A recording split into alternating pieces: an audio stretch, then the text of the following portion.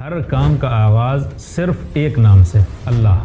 یہی نام سکون کا راز ہے، یہی خوشحالی کی کنجی ہے، یہی وہ سہارا ہے جو ہر قدم پر انسان کو مضبوط کرتا ہے۔ قرآن کریم بھی اسی نام سے شروع ہوتا ہے، بسم اللہ الرحمن الرحیم۔ ہر اہم کام جو بسم اللہ کے بغیر شروع ہو برکت سے خالی رہتا ہے۔ جب کھانے سے پہلے بسم اللہ کہتے ہیں تو پھر یہ کھانا صرف جسم کے لیے طاقت نہیں رہتا بلکہ روح کے لیے برکت اور عبادت بن جاتا ہے۔ جب گھر سے نکلتے وقت بسم اللہ زبان پر آتی ہے تو پھر قدم قدم پر اللہ کی حفاظت سایہ بن کر ساتھ چلتی ہے۔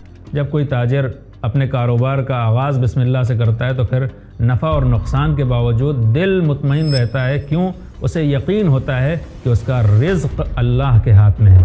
حضرت سلیمان کا خط بلقیس کے نام اسی سے شروع ہوا ہے، انہو من سلیمان و انہو بسم اللہ الرحمن الرحیم۔ جس طرح تمام کتب آسمانی کا نچوڑ قرآن کریم ہے اور قرآن کریم کا خلاصہ سورہ حمد ہے، اسی طرح سورہ حمد کا نچوڑ بسم اللہ ہے، اور بسم اللہ کا جوہر اس کی بے ہے، کیونکہ یہ بائے استعانت ہے، یعنی ہر کام میں اللہ سے مدد مانگنا۔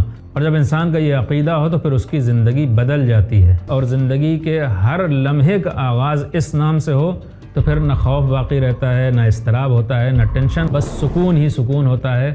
ایسا سکون قرآن کریم چاہتا ہے، ایسا ہی گھرانہ اسلام چاہتا ہے۔